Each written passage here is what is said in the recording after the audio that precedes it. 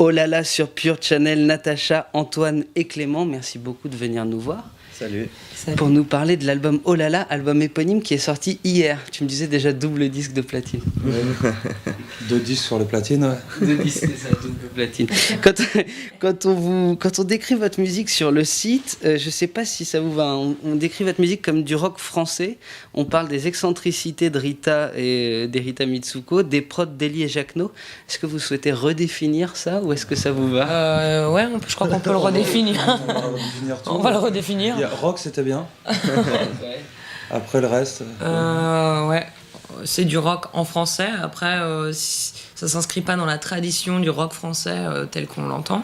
Ça, c'est sûr. Comment vous êtes rencontrés? Et après, moi, je vais vous reproposer des définitions ou des ambiances que j'ai entendues en écoutant l'album. Mais comment est né le projet Oh là là, en fait, déjà? Il est né justement de l'accouplement de Benjamin Lebeau et Natacha Lejeune. On a tout fait plus ou moins à deux. Ils sont quand même intervenus parce qu'ils sont là depuis le début quasiment. Alors, sur l'écoute du disque, il y a beaucoup il y a le mot jubilatoire qui revient souvent quand j'écoute ce disque. Moi, d'abord, je trouve que vous réconciliez le rock fait en France, pour pas dire rock français, et le dance floor. Est-ce que vous avez vraiment une volonté à chaque fois d'être dansant? Est-ce que vous partez dans la composition des rythmiques? Ouais, complètement. Ouais, ça part quasiment tout le temps des rythmiques. De la basse. Vraiment beaucoup de la ligne de basse et de la batterie, ça part vraiment de là. Les premiers éléments posés, c'est la batterie, la basse et le chant. Ça s'entend. Il y a un groove sur chaque chanson, en fait.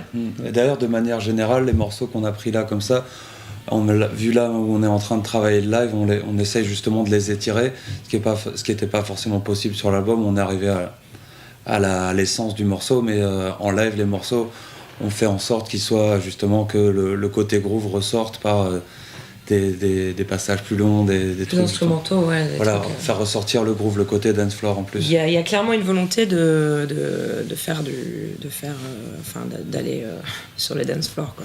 Et il y a un truc très puissant. Justement, est-ce que sur scène vous avez été étonné vous-même de la puissance que dégageaient les chansons? Toi, Natacha, on te décrit comme animal dans plein d'articles sur le net, mais est-ce que vous-même, des fois, vous faites surprendre, vous disant putain, celle-là, elle fonctionne vraiment très très bien? Il y a des morceaux qui sont complètement différents en live, c'est sûr, on les approche d'une autre manière et ça peut nous surprendre à des moments.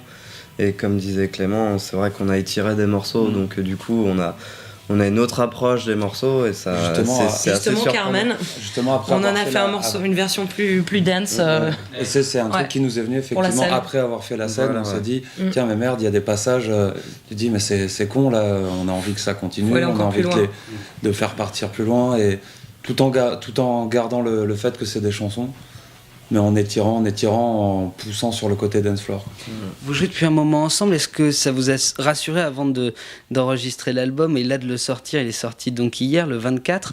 Est-ce que vous avez été rassuré par l'accueil du public sur tous les concerts que vous avez fait? La réception de vos morceaux, est-ce que concrètement vous avez vu les gens danser par exemple? Non, on a surtout vu les gens reprendre les morceaux alors qu'ils ne les connaissaient pas. D'emblée, dès le premier couplet, même dès le premier refrain, je veux dire, parfois même.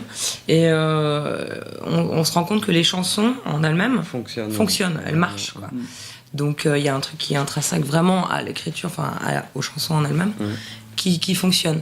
Après, nous, on n'a pas encore, je pense, poussé justement l'aspect, on va dire, tribal, sauvage, tout ce qu'on veut, au maximum. Donc là, on se rend compte que déjà, vraiment, dans le plus simple appareil, ça fonctionne. Et c'est vrai que les refrains sont quasiment tous super catchy et puis avec des paroles qu'on garde en tête.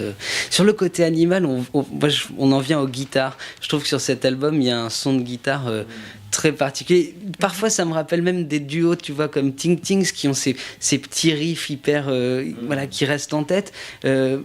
Comment vous faites pour, sur scène, ressortir ce son et quelle est la pédale disto que vous utilisez le plus? Alors ça...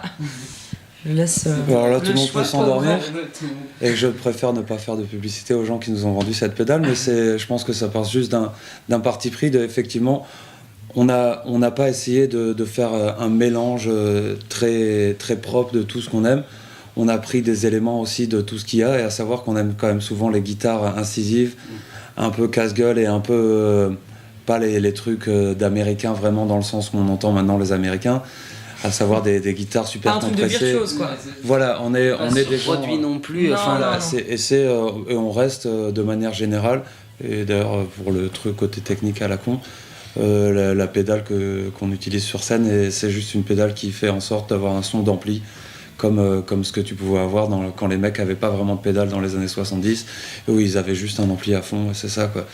Les textes, voilà, là je vais réutiliser le mot jubilatoire. Ça fait vraiment plaisir d'entendre des textes d'abord en français et ensuite on lit aussi beaucoup Libéré, etc. Mais ce qui est très drôle, c'est que toute ta personnalité ressort dans ces textes. T'es violente, mais parfois aussi très douce. Il y a une différence entre les morceaux en anglais d'ailleurs et les morceaux en français. J'aimerais qu'on en parle. C'est drôle et effectivement, on sent une liberté de ton qui devait importer pour toi. Est-ce que ça a été dur d'écrire ces textes en français ou est-ce que c'est venu d'un coup comme ça ? Oui, je cherchais pas à faire... Enfin, j'ai aucune prétention littéraire.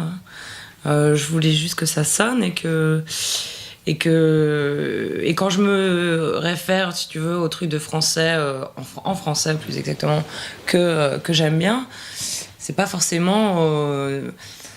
des grands textes, mais c'est la façon dont c'est balancé, et puis c'est une phrase qui, au détour d'une phrase musicale, paf, elle te percute, et elle veut pas forcément, ça n'a pas forcément un sens en soi, mais ça te reste dans la tête et tu sais pas pourquoi. Et j'aime bien ce côté un peu abstrait, tu vois, plutôt que de... Enfin voilà, je m'inscris plus, tu vois, comme des textes de Bashung qui sont assez tu vois, digressifs et...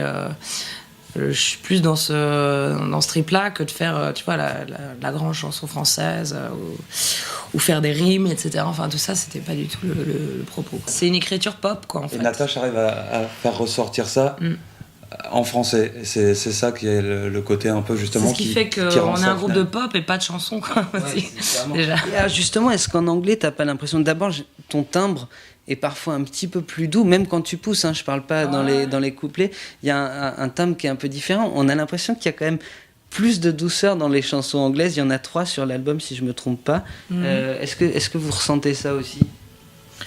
Ouais, disons qu'en fait, je me rends compte aussi que quand je chante en anglais, je suis plus sur la voix devient un instrument de musique. Je suis plus dans la musicalité que dans le sens des mots. Les sonorités sont pas les mêmes. Ce qui marche et ce qui fonctionne, c'est pas la même chose en anglais ou en français. Donc il faut adapter.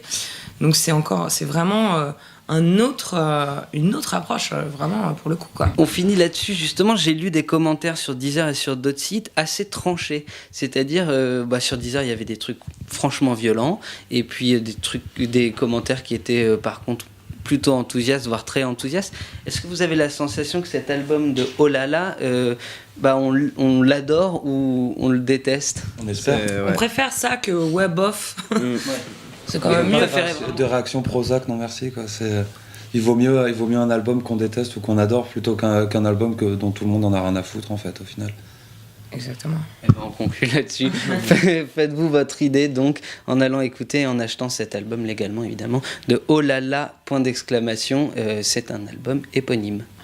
Merci beaucoup à vous trois d'être venus sur Pure Channel et à très bientôt j'espère pour une session acoustique. Ok. Complètement. Merci. Salut. Salut. Ça va pour Salut. Salut.